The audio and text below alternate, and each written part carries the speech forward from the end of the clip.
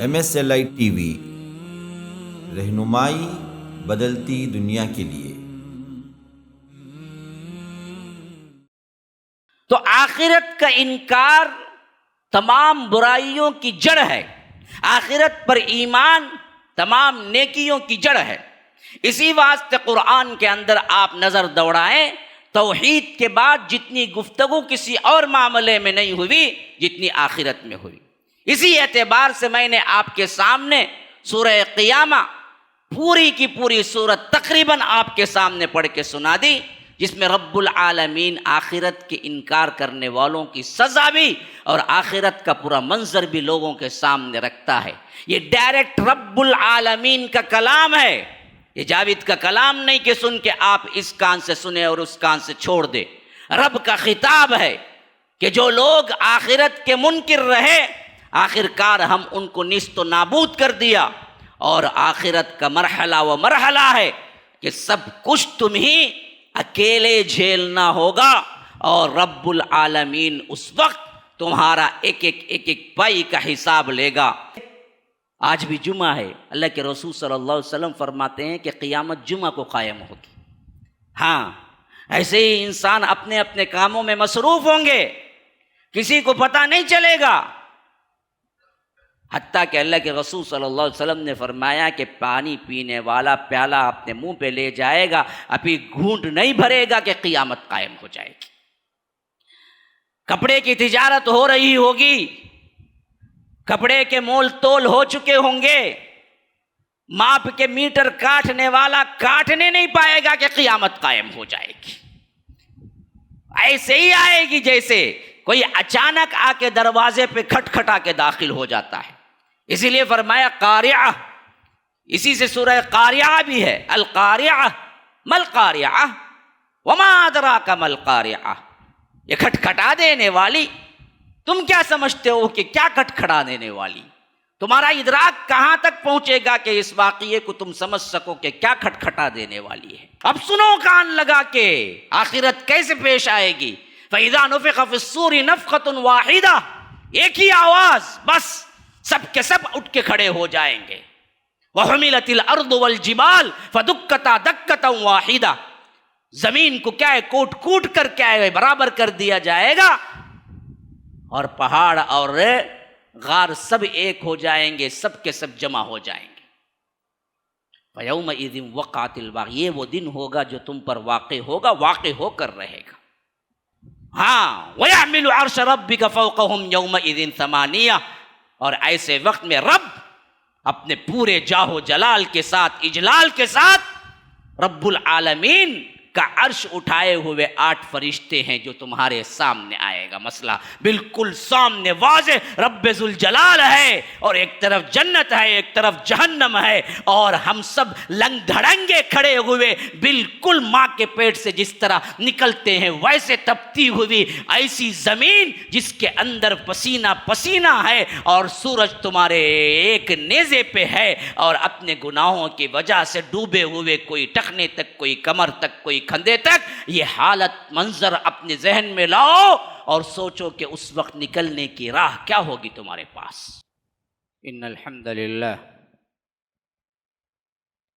نحمده ونستعینه ونستغفره ونؤمن به ونتوکل علیہ ونعوذ باللہ من شرور انفسنا ومن سیئات اعمالنا، من يهده الله فلا مضل له ومن يضلل فلا هادي له، وأشهد أن لا إله إلا الله وحده لا شريك له، وأشهد أن محمدا عبده ورسوله، أما بعد، فإن خير الحديث كتاب الله، وخير الهدي هدي محمد صلى الله عليه وسلم، وشر الأمور محدثاتها وكل محدثة بدعة وكل بدعة ضلالة وفي رواية وكل ضلالة في النار۔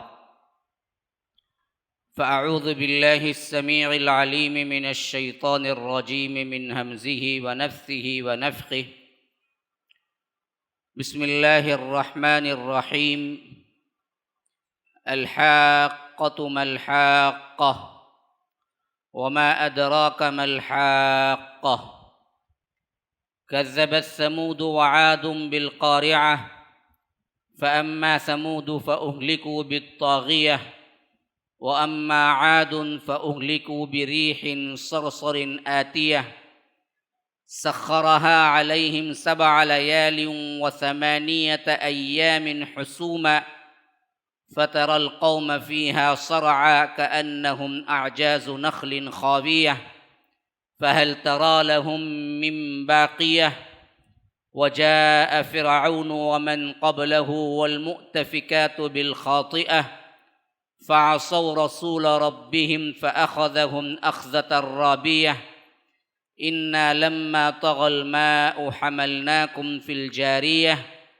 لنجعلها لكم تذكرة وتعيها أذن واعية فإذا نفخ في الصور نفخة واحدة وحملت الأرض والجبال فدكتا دكة واحدة فيومئذ وقعت الواقعة وانشقت السماء فهي يومئذ واهية والملك على أرجائها ويحمل عرش ربك فوقهم يومئذ 8 يومئذ تعرضون لا تخفى منكم خافية فأما من أوتي كتابه بيمينه فيقول هاؤم اقرءوا كتابيه إني ظننت عني ملاق حسابيه فهو في عيشة راضية في جنة عالية قطوفها دانية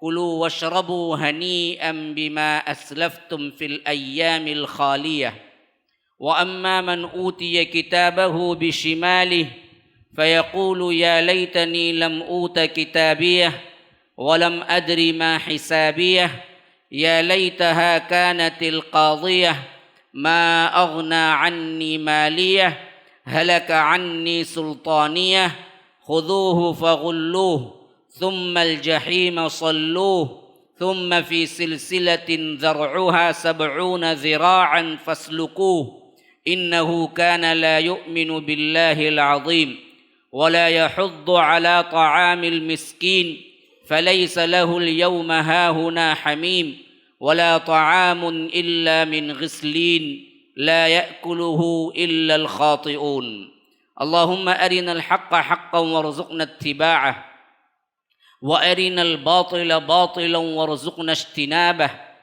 اللهم علمنا ما ينفعنا وانفعنا بما علمتنا وارزقنا علما رب اشرح لي صدري ويسر لي أمري واحلل عقدة من لسانی یفقہوا قولی۔ اس اللہ کے نام سے ابتدا جس کے ناموں کی کوئی انتہا ہی نہیں۔ ولو ان ما فی الارض من شجرۃ اقلام والبحر یمدہ من بعدہ 7 ابحر ما نفدت کلمات اللہ۔ اس ذات اقدس پر کروڑوں درود و سلام ہوں جو تمام جہانوں کے لیے رحمت للعالمین بن کے آئے تھے۔ اللہم صلی علی محمد وعلی آل محمد کما صلیت علی ابراہیم وعلی آل ابراہیم انک حمید مجید وبارک علی محمد وعلی آل محمد کما بارکت علی ابراہیم وعلی آل ابراہیم انک حمید مجید۔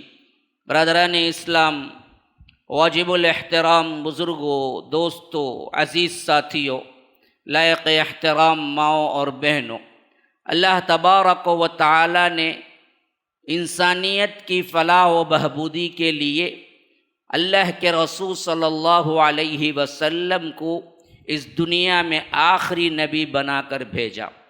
اللہ کے رسول صلی اللہ علیہ وسلم نے اس اندھیری اور گھٹا ٹوپ گمراہیوں کے اندر ڈوبی ہوئی انسانیت کو جن اہم ترین پیغامات کے ذریعے انہیں جگایا اور دعوت دی، وہ ایک اللہ پر ایمان، اس کے بعد سب سے اہم ترین ستون ایک دن تمہیں مرنا ہے اور وہاں تمہارا حساب ہوگا، اسی حساب کے نتیجے میں تمہیں ابدی جنت ملے گی یا اسی حساب کے نتیجے میں تمہیں ابدی جہنم ملے گی، جس کو یوم آخرت یا آخرت پر ایمان کے لفظ سے تعبیر کیا جاتا ہے، اس سے اللہ کے رسول صلی اللہ علیہ وسلم نے آگاہ کیا۔ گزشتہ کے جمعے میں نے آپ کے سامنے توحید کی عظمت اور سب سے اہم ترین اتحاد و اتفاق کی بنیاد پر گفتگو کرتے ہوئے بتایا کہ اللہ تبارک و تعالی نے نبی آخر الزمان صلی اللہ علیہ وسلم کو توحید کی بنیاد پر مسلمانوں کو جوڑنے کا حکم دیا، اور یہی اصل بنیاد ہے جس کے ذریعے آج بھی مسلمان متحد ہو سکتے ہیں۔ اس متحد مسلمانوں کا سب سے اہم ترین منصوبہ اس دنیا میں کامیابی اور آخرت میں کامیابی کا ہوگا، تو یاد رکھیے اپنے ایمان کو مضبوط ترین بنیادوں پر استوار کرنے کے لیے آخرت کے عقیدے کے بغیر کوئی اور چارہ نہیں ہے۔ آخرت کے عقیدے کو اپنے اعتقاد میں اس حد تک شامل کر لینا کہ اللہ تبارک و تعالی گویا اس دنیا میں تمہیں ہر جگہ دیکھ رہا ہے اور تمہارا ایک ایک لمحہ ریکارڈڈ ہے، اور اس سلسلے میں رب العالمین تم سے پوچھے گا اور اس کے جواب کے بغیر تم جنت یا جہنم کہیں بھی نہیں جا سکتے، اس عقیدے کی پختگی ہے۔ اللہ تبارک و تعالی نے سورہ بقرہ، جو کہ ہمارے مصحف کا یوں سمجھیے کہ سب سے پہلا سورہ ہے، کیونکہ فاتحہ تو یوں کہہ لیجئے مقدمہ ہے، دیباچہ ہے، لیکن اصل جہاں سے سورت، جہاں سے قرآن شروع ہے وہ تو سورہ بقرہ ہے۔ یہاں پر ایمان والوں کی صفات کو ذکر کرتے ہوئے سب سے زیادہ جس پر زور دیا گیا وہ اسی بات پر ہے کہ یہ وہ بندے ہوتے ہیں جو آخرت پر یقین رکھتے ہیں۔ فرمایا الف لام میم ذالک الکتاب لا ریب فیہ ھدی للمتقین الذین یؤمنون بالغیب، کہ اللہ تبارک و تعالی نے فرمایا یہ الف لام میم ہے، ذالک الکتاب لا ریب فیہ، یہ ایسی کتاب ہے جس میں کوئی شک نہیں ہے، ھدی للمتقین، ہدایت ہے ان لوگوں کے لیے جو اللہ سے ڈرنے والے ہیں، متقی ہیں۔ وہ کون ہیں؟ الذین یؤمنون بالغیب، جو غیب پر ایمان لاتے ہیں۔ غیب پر ایمان، اب ذرا بتائیے آخرت کا ایمان کیا غیب کے اندر نہیں آتا ہے؟ سوچئے یہاں پر اہمیت کیسے دلائی جا رہی ہے۔ فرمایا کہ الذین یؤمنون بالغیب، یہ وہ لوگ ہوتے ہیں جو غیب پر ایمان لاتے ہیں۔ غیب میں کیا کیا ہے؟ اللہ غیب میں ہے۔ ہمارے لیے تو ایک اندازہ، ایک سوچنے کا یہ بھی ہے کہ اللہ کے رسول بھی آج ہمارے لیے غیب ہیں، کیونکہ اللہ کے رسول کو ہم نے نہیں دیکھا۔ تو فرمایا کہ بالغیب، غیب پر ایمان لانے والے ہیں۔ اچھا، یہ غیب میں کیا آخرت نہیں آتی؟ آخرت بھی غیب میں ہے، فرشتے غیب میں ہیں، اسی طرح اللہ تبارک و تعالی کا نظام غیب میں ہے، اللہ تبارک و تعالی کا عرش غیب میں ہے۔ لیکن فرمایا مجموعی طور پر الذین یؤمنون بالغیب، یہ وہ لوگ ہوتے ہیں جو غیب پر ایمان لاتے ہیں۔ ہاں، تو غیب کے اندر آخرت بھی آ گئی، غیب کے اندر اللہ پر ایمان بھی آ گیا، غیب کے اندر فرشتے بھی آ گئے، لیکن رب العالمین نے اسے الگ سے ذکر کر رہا ہے۔ اب ذرا آگے پڑھو، الذین یؤمنون بالغیب ویقیمون الصلاۃ، اور نماز قائم کرتے ہیں۔ پھر کیا ہوا؟ ہاں، فرمایا کہ الذین یؤمنون بالغیب ویقیمون الصلاۃ ومما رزقناہم ینفقون، جو کچھ ہم نے انہیں دیا ہے اس میں سے خرچ کرتے ہیں۔ والذین یؤمنون بما انزل الیک، جو آپ کی طرف نازل کیا گیا ہے قرآن، اس پر بھی ایمان لاتے ہیں۔ وما انزل من قبلک، جو اس سے پہلے ہے، تورات، انجیل، زبور، جتنی کتابیں ہیں اس پر بھی ایمان لاتے ہیں۔ اچھا، یہ ایمانیات کا ایک الگ سی فہرست آ گئی۔ اب آخری میں پھر بات کہاں ختم ہو رہی ہے ذرا دیکھو، وَبِالْآخِرَةِ هُمْ يُوقِنُونَ، یہ وہ لوگ ہوتے ہیں جو آخرت پر یقین رکھتے ہیں۔ جب غیب پر ایمان لانے میں آخرت اندر شامل ہے، آخرت بھی غیب ہی ہے، لیکن اسے الگ سے پھر بتایا گیا کہ یہ وہ لوگ ہوتے ہیں جو آخرت پر یقین کامل رکھتے ہیں، تو معلوم ہوا اس کی بڑی اہمیت ہے۔ غیب پر ایمان لانے کے جتنے ارکان ہیں ان تمام میں آخرت سب سے اہم ترین ہے۔ اس کا عقیدہ جتنا پختہ ہوگا تمہارے ایمان کے اندر مضبوطی ویسے ہی ہوگی۔ آخرت پر زیادہ زور دیا گیا، فرمایا کہ وَبِالْآخِرَةِ هُمْ يُوقِنُونَ، یہ وہ لوگ ہیں اولئک علی ھدی من ربہم واولئک ھم المفلحون، تمہارے رب کی طرف سے یہ ہیں ہدایت یافتہ اور یہی وہ لوگ ہیں جو کامیاب ہیں۔ تو آخرت کا الگ سے پھر ذکر کیا گیا۔ تو سب سے اہم ترین موضوع قرآن نے توحید کے بعد آخرت دیا کہ مسلمانوں یہ زندگی نہیں ہے اصل زندگی، یہ زندگی صرف دھوکہ ہے۔ وَمَا الْحَيَاةُ الدُّنْيَا إِلَّا مَتَاعُ الْغُرُورِ، یہ دھوکے کا سامان ہے جو تم کو دکھ رہا ہے، اصل زندگی تو کیا ہے؟ تِلْكَ الدَّارُ الْآخِرَةُ، تمہارے لیے آخرت کی زندگی ہے، ہم وہ دیں گے تمہیں۔ اور اس حساب و کتاب کا یقین جتنا تمہارے لیے آگے بڑھے گا اتنا ہی تمہارے ایمان کی مضبوطی ہوگی اور تم اللہ اور اس کے رسول کی اطاعت میں آؤ گے۔ جتنا کمزور پڑے گا اتنا ہی تم اللہ تبارک و تعالیٰ کی نافرمانی اور دین سے دور بھاگو گے۔ آج ہماری حالت یہی ہے کہ لفظی اعتبار سے تو ہم آخرت پر ایمان رکھتے ہیں، اعتقادی طور پر عملی اعتبار سے ہم اس سے کوسوں دور ہیں۔ اور عذابات الہیہ بھی جب بھی نازل ہوئے ان میں عمومی طور پر سب سے اہم ترین کردار توحید کے مقابلے میں شرک تھا میرے دوستو، جن پر اللہ نے قوموں کو برباد کر دیا۔ خالی شرک تھا نہ، سب سے بڑا گناہ شرک کے بعد کوئی تھا تو وہ تھا آخرت کا انکار۔ آخرت کا انکار، وہ مانتے نہیں تھے کہ زندگی کوئی اور زندگی بھی ہے اس دنیا کے علاوہ۔ وما یہلکنا الا الدہر، یہ زمانہ ہمیں مارتا ہے جلاتا ہے۔ یہ کیا ہے؟ کمیونسٹ ذہنیت کے بھی اس زمانے میں تھے جس کا ذکر قرآن کر رہا ہے۔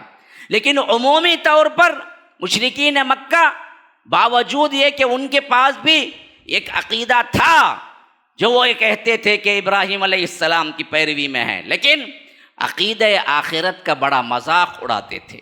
اللہ تبارک و تعالی ان کے انداز کو کئی مرتبہ کئی جگہوں پر قرآن کے اندر ذکر کیا ہے۔ فرمایا والنازعات غرقا والناشطات نشطا والسابحات سبحا فالسابقات سبقا فالمدبرات امرا یوم ترجف الراجفہ تتبعها الرادفہ قلوب یومئذ واجفہ ابصارها خاشعہ یقولون انا لمردودون فی الحافرہ، ہم پلٹائے جائیں گے، ہماری ہڈیاں بوسیدہ ہو جائیں گی، ہمیں دفن کر دیا جائے گا، کہ لوگ کہتے ہیں کہ پھر ہمیں اٹھا کھڑا کیا جائے گا۔ یہ کب ہوگا؟ یہ کیسے ہوگا؟ اللہ تبارک و تعالیٰ نے ان کا قول نقل کر کے کہا ہے کہ نہیں، یہ ہو کر رہے گا۔ کلا اذا دکت الارض دکا دکا وجاء ربک والملک صفا صفا، کہ ہم دراصل اس زمین کو کوٹ کوٹ کے برابر کر دیں گے، پھر ملائکہ جب آئیں گے سب باندھے کھڑے ہوں گے، تو پھر رب العالمین تمہارے حساب کے لیے آئے گا۔ تو آخرت کا انکار تمام برائیوں کی جڑ ہے، آخرت پر ایمان تمام نیکیوں کی جڑ ہے۔ اسی واسطے قرآن کے اندر آپ نظر دوڑائیں، توحید کے بعد جتنی گفتگو کسی اور معاملے میں نہیں ہوئی جتنی آخرت میں ہوئی۔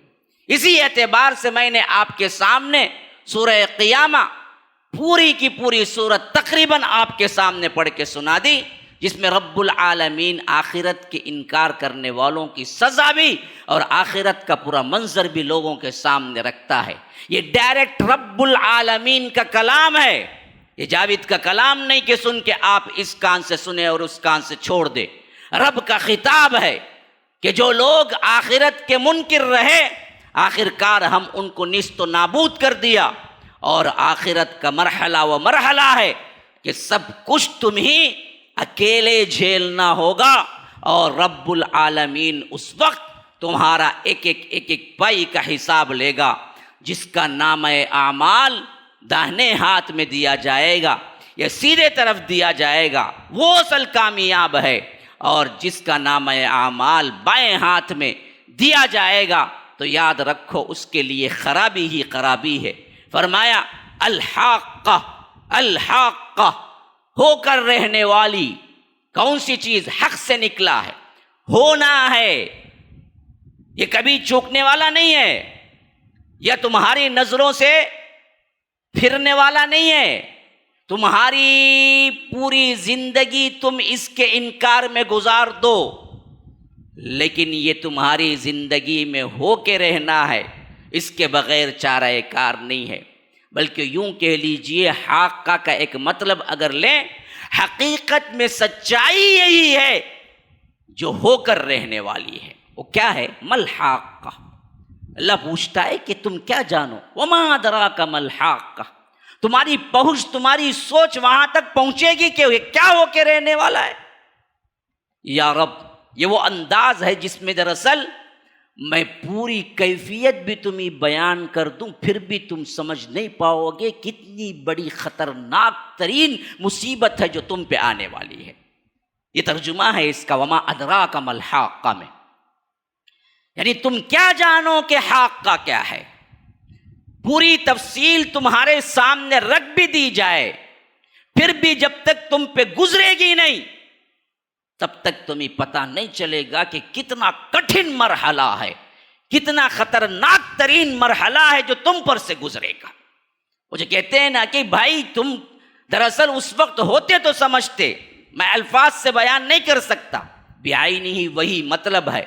الحاقہ مل حاقہ وما ادراک مل حاقہ، تمہاری سمجھ وہاں کیسے پہنچے گی یہ حاقہ کیا ہے؟ اب اللہ نے اس کی تفصیل نہیں بیان کی کیا چیز ہے، لیکن خطاب کو پھیر دیا ان لوگوں کی طرف جنہوں نے اس کا انکار کیا تھا۔ فرمایا کہ کذبت ثمود وعاد بالقارعہ، ثمود اور عاد بھی دراصل جھٹلائے گئے، انہوں نے بھی جھٹلایا۔ کسے؟ قارعہ کو۔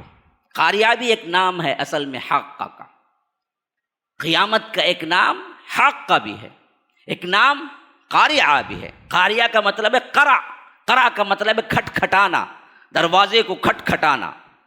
کیوں قارعہ؟ اس واسطے کہ تمہاری اپنی زندگی میں تم مگن ہوگے، جیسے آج بھی جمعہ ہے، اللہ کے رسول صلی اللہ علیہ وسلم فرماتے ہیں کہ قیامت جمعہ کو قائم ہوگی۔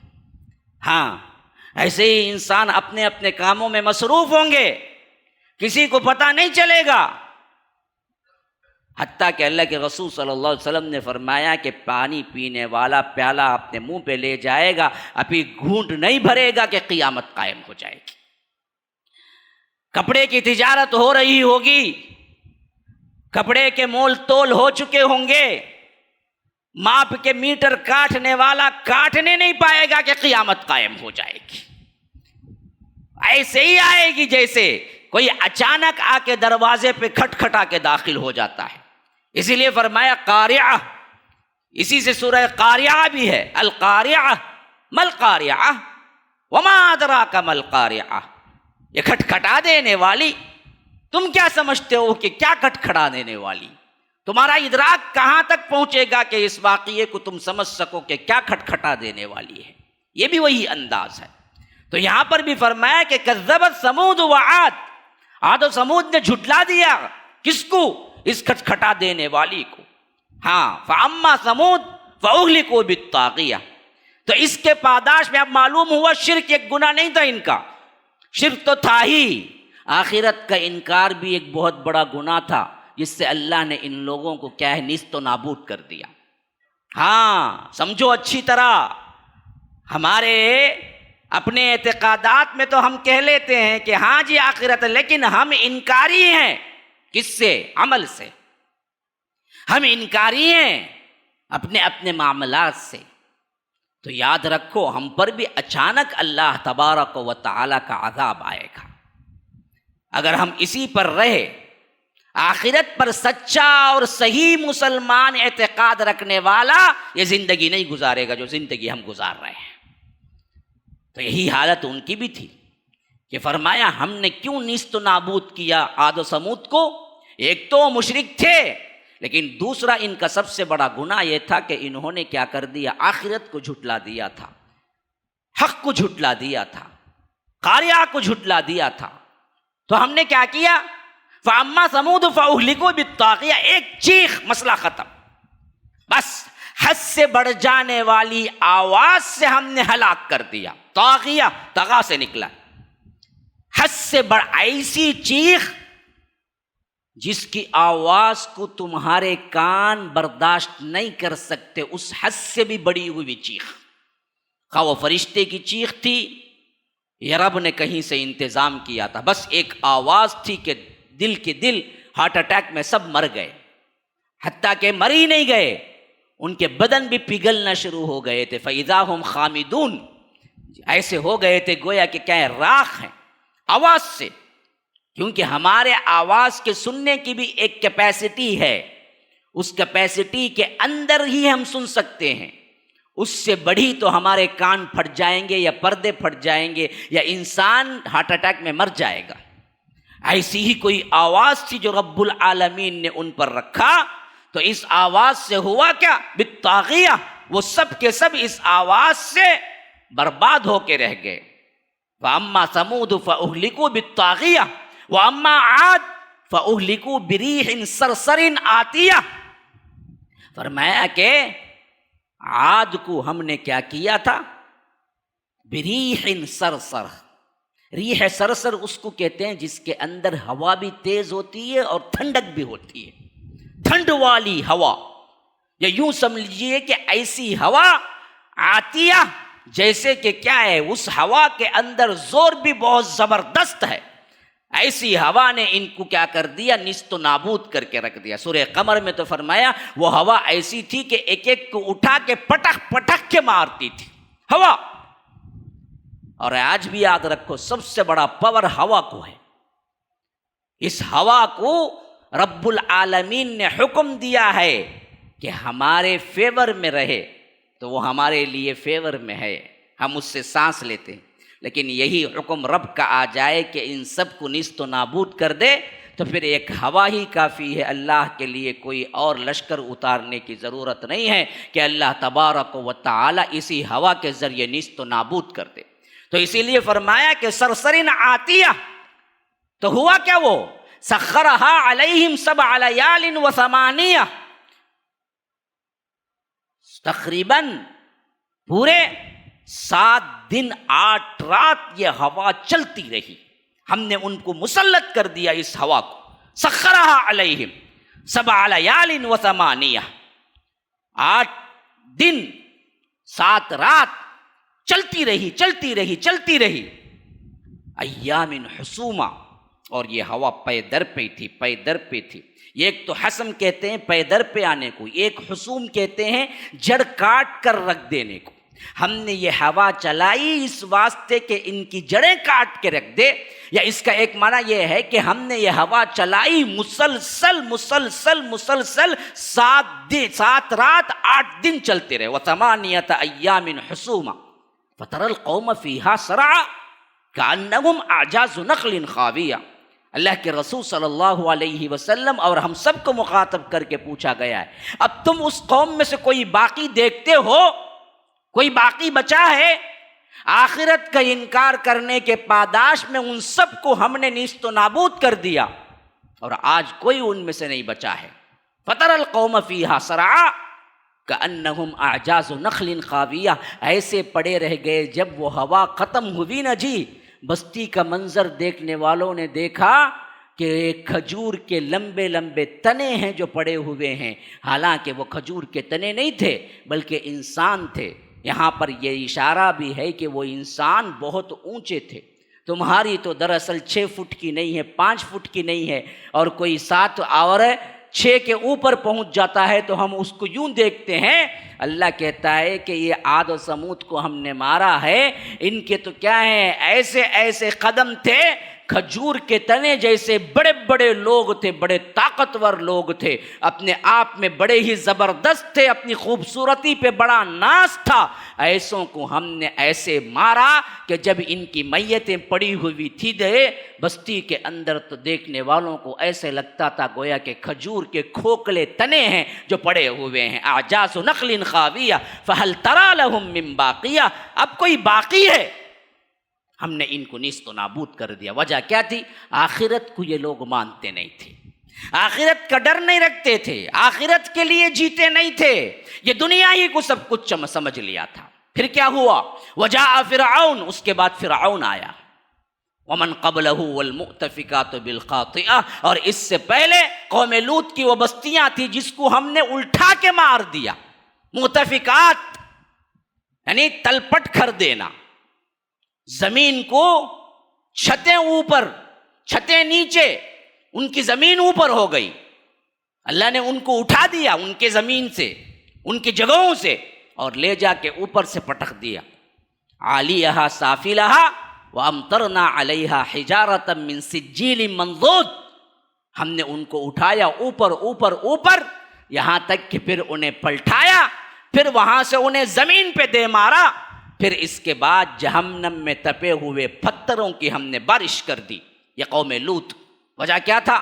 ان کا بھی بہت اہم ترین گناہ تھا، بے حیائی کا گناہ، بے حیائی کا، ہم جنس پرستی کا گناہ، جو آج ہم میں عام ہوتا جا رہا ہے، ہمارے نوجوانوں میں بے باکیاں آتی جا رہی ہیں۔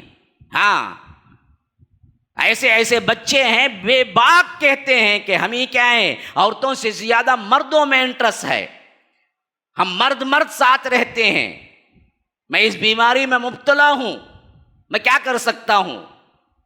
ایسے فون بھی مجھے آئے ہیں، اپنے بچے مسلمان، یہی وہ چیز تھی جس کی وجہ سے اللہ نے ان کو یہ عذاب دیا کہ ان کی بستیوں کو اٹھا دیا اور بستیوں کو اوپر لے جا کے وہاں سے پلٹا کے نیچے پھینکا۔ حتیٰ کہ تفسیر ابن کثیر کی روایت کے مطابق تو لوط کی بستی کے کتوں کے بھونکنے کی آواز کو آسمان کے فرشتوں نے سنا، اس حد تک اوپر لے گئے بستی کو، پوری کی پوری بستی کو۔ حضرت جبرائیل آئے، ایک پر مارا، پر سے بستی کو اٹھا لیا، پھر لے گئے لے گئے لے گئے لے گئے لے گئے لے گئے، اتنا لے گئے کہ کہتے ہیں کہ ان بستی کے کتے کے بھونکنے کی آوازوں کو ملائے اعلیٰ نے سنا، پھر اس کے بعد پلٹا کے مارا نیچے زمین پر، تو حالت کیا ہوگی؟ اسی وقت وہ ریزہ ریزہ ہو چکے ہوں گے، لیکن عذاب تب بھی نہیں تھما۔ اس کے بعد فرمایا کہ وَأَمْطَرْنَا عَلَيْهِمْ حِجَارَةً مِّن سِجِّيلٍ مَّنضُودٍ، پھر ہم نے نشان زدہ کیے ہوئے پتھر تپا کے جہنم سے پھینکے ان پر۔ کس کس پہ پڑھنا تھا؟ ایک ایک نام لکھا ہوا تھا برابر، یہ بدبخت فلاں پہ، یہ بدبخت فلاں پہ، یہ بدبخت فلاں پہ، یہ کیوں؟ ان بدبختوں کا حال سب سے برا ایک ایسے گناہ کی طرف تھا جو اس سے پہلے دنیا میں کوئی نہیں کیا۔ اتأتون الفاحشۃ ما سبقکم بہا من احد من العالمین، ارے بدبختو، دنیا کے اندر اس سے پہلے اس طرح کا گناہ کسی اور نے نہیں کیا جو تم نے کیا پہلی مرتبہ۔ عورت عورت سے، مرد مرد سے، آج جو اسے ایک فیشن بنایا جا رہا ہے، آج اسے ایک نام دیا جا رہا ہے، اور یہ فحاشی اور ریانی کھلے عام بات ہوتی ہے۔ کھلے عام لوگ آج بات کرتے ہیں کہ ہمیں عورتوں میں نہیں ہے بلکہ ہمیں مردوں سے، مردوں کے اندر لذت اٹھانے میں ہے۔ اور خود ہمارے ہندوستان کی حالت بھی یہ ہوئی کہ کئی سال ہوئے اس کے باقاعدہ طور پر قانون بنا کے دے دیا گیا کہ مرد مرد شادی کر کے رہ سکتا ہے، عورت عورت شادی کر کے رہ سکتی ہے۔ یہ ہے وہ ہم جنس پرستی جس پر رب العالمین نے انہیں عذاب کا ایسا کوڑا برسایا جو کسی اور کے لیے نہیں تھا۔ ہاں، آج ہمارے نوجوانوں میں بھی یہ رجحان بہت بڑھتا جا رہا ہے۔ اللہ کی قسم، مجموعی طور پر امت کی ہلاکت کی اللہ کے رسول صلی اللہ علیہ وسلم دعا نہ کرتے تو شاید اسی ایک گناہ کی پاداش میں ہمیں اللہ تبارک و تعالی نیست و نابود کر دیتا۔ فحاشی اور یعنی کا ہمارا بھی یہی حال ہے. اللہ کہتا ہے والمؤتفقات بالخاطئہ، یہ سب اس واسطے کہ یہ دراصل تھے ہی اصل میں حد سے بڑھ جانے والے گنہگار تھے. ان کا سب سے اہم ترین گناہ کیا تھا؟ فعصوا رسول ربہم، ان سب نے اللہ کے اس رسول کے جو ان کو بھیجے گئے تھے انہوں نے نافرمانی کی. اللہ کے لیے مسلمانوں اللہ کے رسول کی نافرمانی نہ کر. یہی وہ گناہ تھا جس کی پاداش میں انہیں دنیا میں نیست نہ، آخرت میں تو ہے ہی عذاب، لیکن یہاں عذاب کا کوڑا اس پہ برس کر رہے گا جو رسول کی نافرمانی کرتا ہے. جانتے بوجھتے رسول کی نافرمانی، اسے پتا ہے کہ اللہ کے رسول کو ناراضگی تھی پھر بھی رسول کی نافرمانی. ہمارے معاملات میں دیکھو، ہماری شادی بیاہ میں دیکھو، ہماری زندگیوں میں دیکھو، ہمارے اٹھک بیٹھک میں دیکھو، ہمارے لباس میں دیکھو، ہمارا اتار چڑھاؤ میں دیکھو، ہمارے فیشن میں دیکھو، کتنی چیزیں ہیں جو اللہ کے رسول کو معلوم ہے ہم کو کہ اللہ کے رسول کو ناپسند ہے، لیکن ہم رسول کی نافرمانی کرتے ہیں.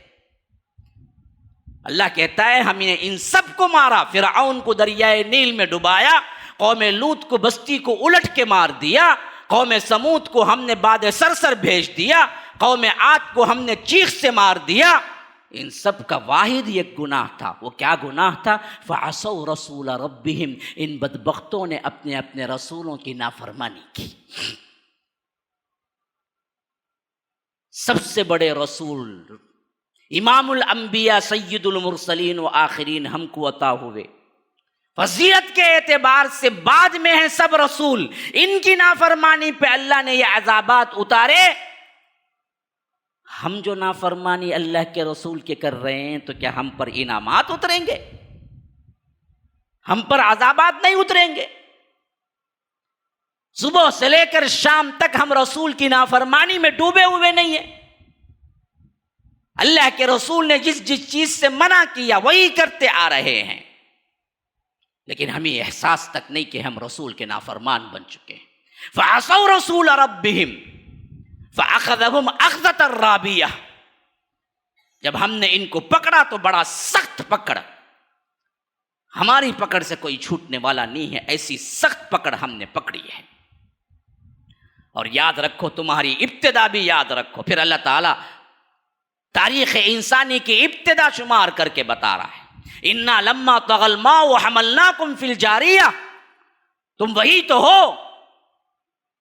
جن کو نوح علیہ السلام کی قوم میں ان کے شرک کی پاداش میں زبردست طوفان کے بعد کشتی میں جن کو ہم نے چڑھا لیا تھا وہیں سے تو تم آباد ہوئے. ہم آج جو کچھ بھی بیٹھے ہوئے ہیں کہاں سے آ گئے؟ حضرت آدم کے بعد اللہ نے قوم کو پوری کی پوری انسانیت کو طوفان میں غرق کر دیا، اور 40-80 لوگ جو سوار ہوئے کس میں؟ نوح کی کشتی کے اندر. وہی 40-80 سے ہم نے پھر دوسری انسانیت کی ابتدا ہوئی جو آج ہم سب آباد ہیں. اسی لیے فرمایا کہ تم وہی تو ہو. بھول گئے اپنی اصلیت کو. طغى الماء حملناکم فی الجاریہ، ہم نے دراصل کیا کیا؟ تم کو کشتی میں لے لیا تھا جو چل رہی تھی، اسی کشتی میں حفاظت سے ہم نے تم کو بچا لیا تو تمہاری نسلیں آباد ہوئی، ورنہ اس کشتی کو بھی ہم ڈوبنے چھوڑ دیتے تو پھر انسانیت باقی نہیں رہتی. لِنَجْعَلَهَا لَكُمْ تَذْكِرَةً وَتَعِيَّهَا أُذُنٌ وَاعِيَةٌ. یہ سب قصے جو گزر چکے ہیں اصل میں بہت بڑی یاد دہانی ہے مسلمانوں. کس کے لیے؟ جو بیٹھ کے اونگتا ہے، سوتا ہے، 40 منٹ کے 50 منٹ کے خطبے میں بھی اسے نیند آ جاتی ہے، اس کے لیے نہ. تذکرۃ وتعیھا اذن، کان لگا کے جو سنتا ہے اس کے لیے نصیحت ہے. ہاں، جو سننا ہی نہیں چاہتا اس کے لیے کہاں کی نصیحت آئے گی؟ آج ہمارا معاملہ ایسے ہی ہے. 40-50 منٹ کا خطبہ بھی سننے کے اہل نہیں ہیں، ہم بیٹھتے ہی نیند آ جاتی ہے. پریشان حالت میں آتا ہے بندہ، کب نماز ختم ہوگی، کب بھاگوں. ابھی بزنس چھوڑ کے آیا ہوا ہوں، ابھی ایک بچے کو کہہ کے آیا ہوں ذرا دیکھ لے بیٹا وہ کب بھاگ جائے گا، یا میری دکان بالکل برباد ہو جائے گی، یا کسٹمر چلا جائے گا. یہی ذہنیتیں لے کے یہاں بیٹھتا ہے تو سنے گا کیا؟ خاک سنے گا. اسی لیے فرمایا کہ اصل میں تذکرہ ہے لوگوں کے لیے، یاد دہانی ہے ان واقعات میں. کن کو؟ وَتَعِيَهَا اُذُن، کان جو لگا دے نصیحت حاصل کرنے کی نیت سے بیٹھے، اس کے لیے ہے، اس کے لیے نہیں ہے جو رسم پوری کرنے کے لیے آ گیا ہے کہ کیا کہ خطبے میں بیٹھو بولے بیٹھ گیا کہ ورنہ جمعہ نہیں ہوتی کہتے. اس کے پہلے سے ٹائم سیٹ کر کے آتے. اور ہمارے لوگ بھی کیا کیے، عوام کے مطابق دیکھے، آہا ان کو لمبا لمبا بولے تو نہیں ہوتا، اس واسطے کیا کرتے، ممبر پہ چڑھتے ہی 2 منٹ کا خطبہ، انہیں وضو کر کو آیا تھا اس کا خطبہ ختم ہو جاتا، انہوں اترے تو انہیں بھی جم جاتا، نماز پڑھ لیتا، چل جاتا، مسئلہ ہی ختم. باقی پورا خطبہ کیا ہے، تحت المنبر، نیچے کھڑے ہو کے 1 گھنٹہ انہوں بولتے، اس میں کوئی آئے یا نہ آئے، نہ ان کو سمجھ آتی نہ لوگوں کو سمجھ آتی، وہ خطبہ پڑھتے رہتے کتابیں لے لے کے. ایسے کر کے جمعہ کا پورا پاور غارت کرتی. جو روحانی سسٹم شریعت نے بنایا تھا کہ 1 ہفتے کا پورا چارج تمہیں یہاں سے ملے گا، ہم نے مساجد میں عام طور پر خطبے تو رکھ دیے، لیکن ایسے خطبے نہ خطیب کو آدھا سمجھ آتا ہے نہ اس کو آدھا سمجھ آتا ہے سامعین کو. اور اصل منبر کا خطبہ ہم نے کیا کر دیا، 5 منٹ کا خطبہ بنا کے عربی میں وہ کتاب پڑھتا ہے، اور اس کو اس سے زیادہ میٹھی نیند آتی، لوری دیے جیسا رہتا اسے. ابھی ماشاء اللہ ابھی ذرا سونے کی تیاری کرا، اس کے بعد ابھی ذرا بولتے ہی، اس کے بعد جیسے ہی ختم ہوا نماز پڑھ کے نکل گئے. جمعہ کی وہ روح ہی نکل گئی. اس کی وجہ سے شریعت نے جمعہ کا کنڈکٹ اور جمعہ کو کیا ہے سب سے اہم ترین مرتبہ دیا تھا.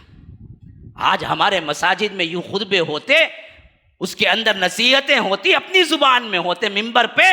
یاد رکھیے 1 مہینے کی ضرورت ہے کہ حالات بدل کے رہ جائے. ہم نے تو خطبے کو ہی کیا کر دیا، ملیاں میٹ کر دیا، خاموشی اور خطبہ دونوں برابر کر کے رکھ دیا، کچھ نصیحت ملتی ہی نہیں اس کو.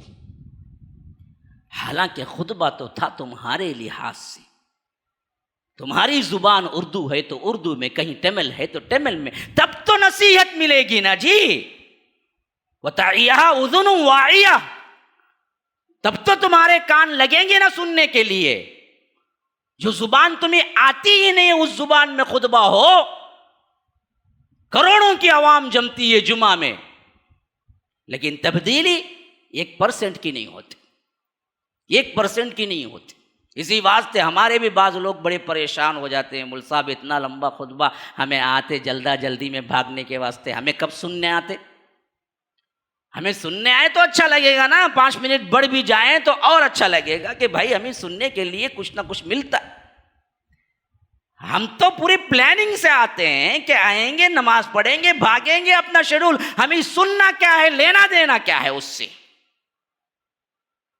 تو اس واسطے نہ تبدیلی ہوتی ہے نہ کچھ اندر سے کیا ہے انقلاب برپا ہوتا ہے. میرے بھائیوں،